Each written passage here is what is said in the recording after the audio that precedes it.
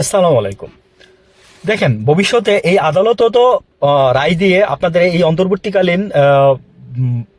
অন্তর্বর্তীকালীন সরকার, এই তত্ত্বাবধায়ক সরকার না, এই দুইটাই তো ব্যাপার। তো আপনারা তত্ত্বাবধায়ক সরকার এটা বাদ করে দিলেন, বিচারপতি খায়রুল হক বাদ করে দিল। তো ভবিষ্যতে যদি কোনো আদালত আইসা যদি এই অন্তর্বর্তীকালীন সরকার বলে যে না এটা অবৈধ, তখন তো এই যে নির্বাচনটা হয়েছে, নির্বাচনটা তো অবৈধ হয়ে যায়। এই সমীকরণটা কি, হিসাবটা কি আপনারা মিলাইছেন বিএনপি? নাকি সবকিছু হিসাব ঠিক রেখে জাস্ট শুধু জনগণের রায় যেটা হাবুট সেটাই বাদ, এবং উচ্চকক্ষ নিম্নকক্ষ সংসদে বসবে না সেইটাই আপনাদের নতুন করে, মানে আমরা জানি আস্তে আস্তে না জানি আরো কি শুনবো, আমরা না জানি আস্তে আস্তে আরো কি শুনবো, একটা একটা করে শুনতেছি, একটা একটা করে শুনতেছি আর ঢুক গিলতেছি আর কি, মেনে নিতেছি। কি করব, কিছু করার নাই। মুঘলের হাতে পড়েছি, খানা খেতেই হবে, কিচ্ছু করার নাই। বুঝছেন তো? ওই যে আগে যেমন সালাউদ্দিন সাহেব আপনারা মুঘলের হাতে পড়ছিলেন, আপনাদেরকে উঠাই নিয়ে গেছে, আপনাদের জন্য আমরা কান্না করছি, তো আমরাও মুঘলের হাতে পড়ছি, খানা খাইতেই হবে এবং কান্নাও করতেছি, চোখ দিয়ে পানিও পড়তেছে আমাদের।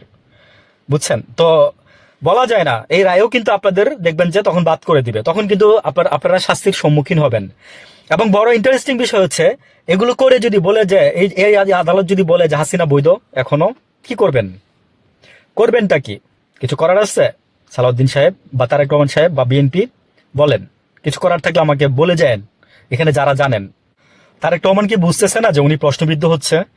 হ্যাঁ, ওনাকে প্রশ্নবিদ্ধ করা হচ্ছে। কিন্তু আমার বলার ফ্যাক্টর হচ্ছে যে, ফ্যাক্ট হচ্ছে, এই কাজগুলো কি আসলেই তারেক রহমান সালাউদ্দিন সাহেবরা এরা করতেছে, নাকি তাদেরকে দিয়ে করানো হচ্ছে? আদালতের গাড়ে বন্দুক রেখে গুলি করতেছেন আপনারা, তাই না? গুলি করতে বলতেছেন।